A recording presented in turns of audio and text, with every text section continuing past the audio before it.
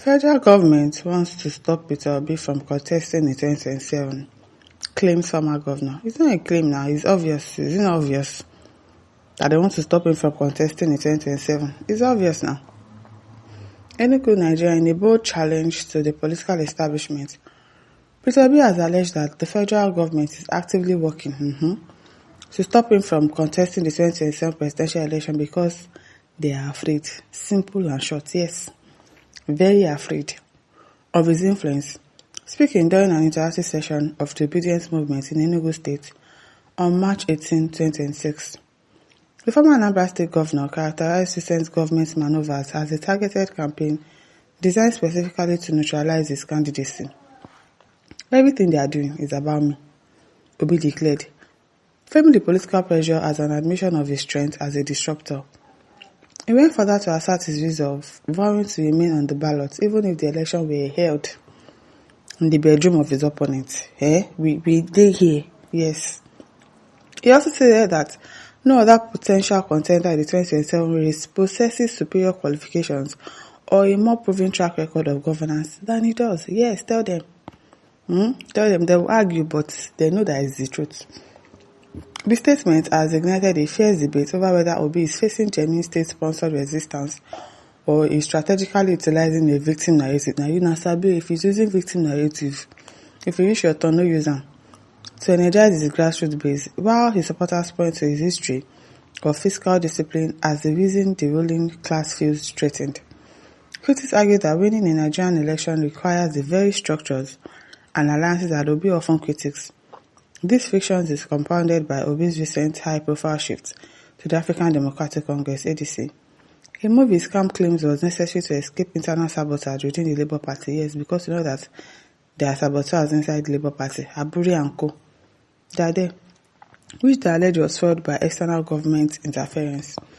As the 2027 race begins to take shape, Obi's accusations highlight a deepening crisis of trust in Nigeria's democratic process, whether his claims represent a system fearing accountability or a calculated political maneuver. They set the stage for a highly contentious lead-up to the next polls. For Obi, the challenge remains moving beyond the language of suppression to build a coalition capable of overcoming the power structures they insist are aligned against him. Okay? Everyone says, Obi, why lying? I don't understand. How is he lying? Nobody is trying to disturb him as a contest. Are you blind? Is it not obvious? Or they trying to make the country a one-party state, or they bringing all the governors to APC and all of that. Is it not obvious that they don't want him to contest? It seems that you already know that you are going to lose. See this one. Why are you complaining? Nobody disturbed the work is working against you. All the attacks, everything. They are not working against him. I beg you to do that, should stop lying. Well, Kala Kasali says, one thing I like you for is that you are so smart. Immediately when you felt that go, no go, you pack your luggages to any available space. Omoibo. Kala says again that we will stop you. Just try to win in your new party. This, in fact, it will be the easiest and cheapest role for ruling party to make you as an acrobat object. Edwin says they know that his appearance on the ballot signifies doom for APC. They know. The last election, he won it. Everybody, they know. But the 35 defective governors and their house assemblies, including all their political prophets. Oruka says Obi has no sympathy for exaggeration. His analysis is clear and simple. The corrupt and decadent social-political structure of Nigeria is allergic to Obi therapy. Yes, they don't want him there. Yet, in Nigeria, it's still possible. Kingdom says they have started their propaganda again. Who are they? Zebina says, don't give up. It might be close to the winning gates, Peter. Be 2027, the more tough it becomes, the more fans you will get. Be more serious than ever. Control says, Obi, go and win ADC primary first and see if the government wants to stop you from contesting. Okay. Tony says, nonsense, jumping from one party to another. Who is not jumping from one party to another? Everybody is jumping from one party to another. Oruka says, so who is in one party? As a sensible man that you are, can't your wisdom carry you beyond primordial screaming to notice how the failed gangs of Wiki, Bwala and Omoki are destroying everything? They met. Nigeria is almost a one-party state. Yes. That for yourself now, Mr. Wisdom. Don't mind him.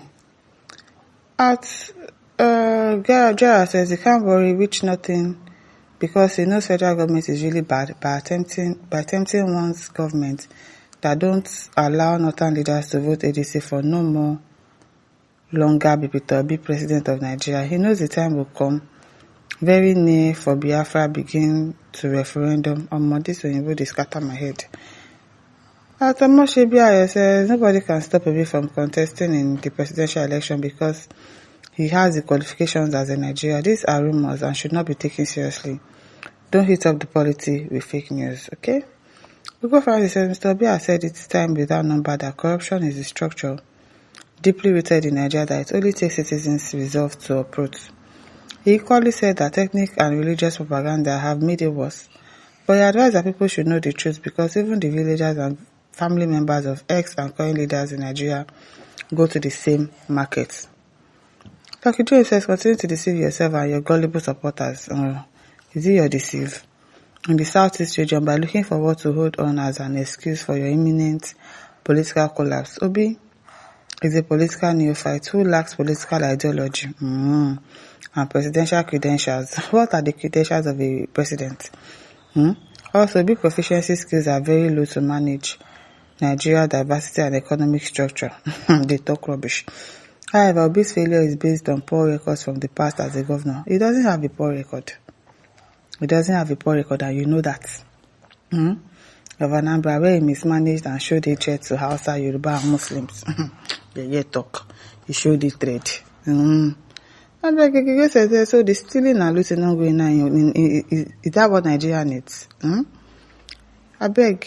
Vasco says the statement has ignited a fierce debate over whether Obi is facing genuine state-sponsored resistance or is strategically utilizing a victim narrative to energize his grassroots base. The blogger or writer who wrote this rubbish, if he's in Nigeria, then he must be a fool. It's obvious to every sincere citizen that Peter Obi's political involvement is being thwarted by the powers in national work. Yes, everybody can see that.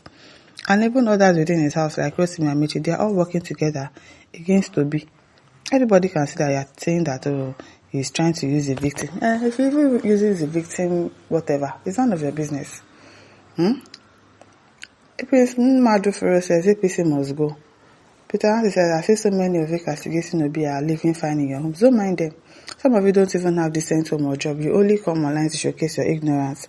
Particularly you, the Yoruba commentators. Most of you live under the bridge and those shanty areas. Not be on fault. No separate market or filling station for the Yorubas. If you can survive Nigeria, the Igbo man too will definitely survive. My listeners, don't forget to like, share, subscribe. Thank you for listening. See you some other time.